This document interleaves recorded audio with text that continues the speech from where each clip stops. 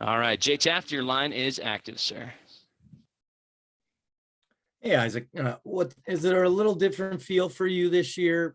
Especially at this point, you get a little bit into the season now. Do you feel like a veteran out there? Do you feel like somebody who's been around and you have a different kind of outlook on things from last year? I certainly don't feel like a veteran out there, but I'm definitely confident in my abilities. Like I'm confident going into battles. Every time I step on the ice, I think I can play against teams' top lines. Yeah, I think like I'm not going to be a loud voice in the room necessarily right now in my career, but I think I can be a guy that can lead by example on the ice just by my work ethic. What did that little 3-game stretch do for this group? I know it's early. I know it's such a small little sample size, but sometimes any little fire can be just what you need or can help at a big time. What was that for you?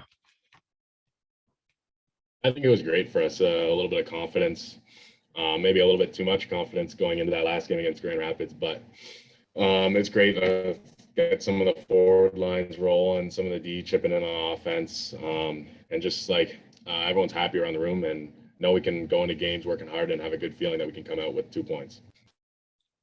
Thanks, man. Greg Boyson, your line is active, sir.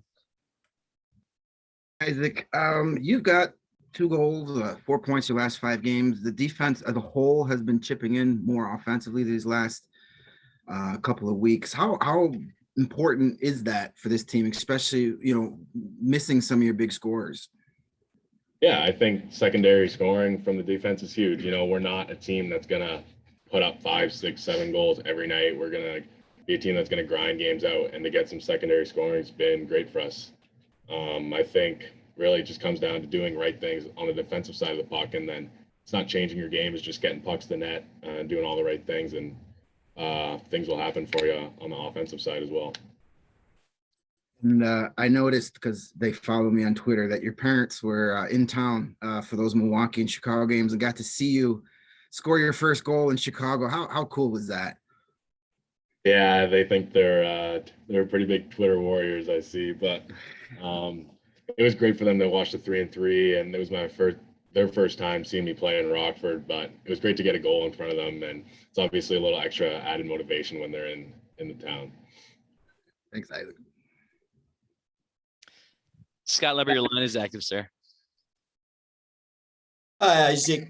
Give us a little self-evaluation here. Where have you seen progress and growth in your own game so far this early stage of the season? Where do you feel like you've improved?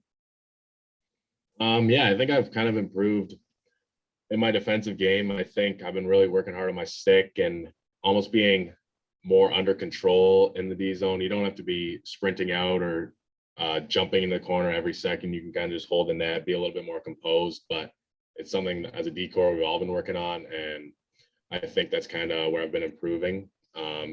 Just being a little bit more composed helps. It almost makes the forwards just kind of hold back and being more predictable on the ice.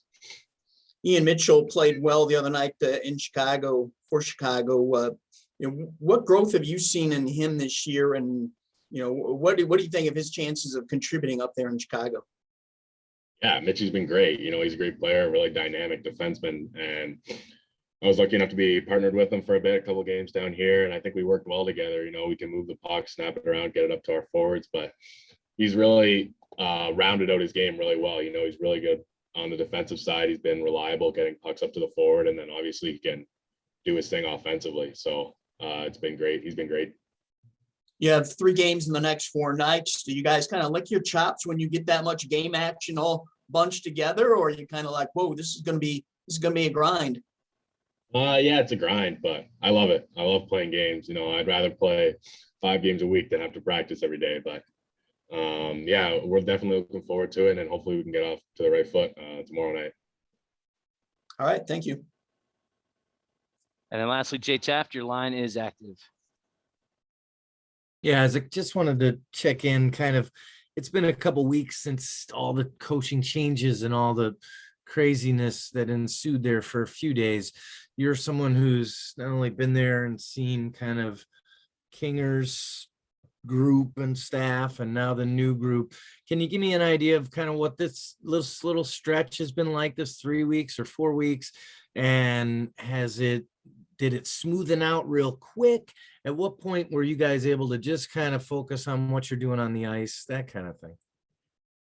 Yeah, I think not a lot has honestly changed down here. I think Kinger and Anders, where it worked great in tandem, a lot of them, they were just bouncing off each other, figuring things out. And I think now that Kinger's up there doing his thing, Anders is just he's a little bit more heavy room in the voice, but in the room, but it's been great. Niter coming in has been great for the D, different perspective, and how to help out on the D zone. But I think it's been pretty smooth. Everyone's been happy with how it's been going, and obviously we've been getting some results, which have been good. But there hasn't been much of a transition. It's almost felt like pretty seamless.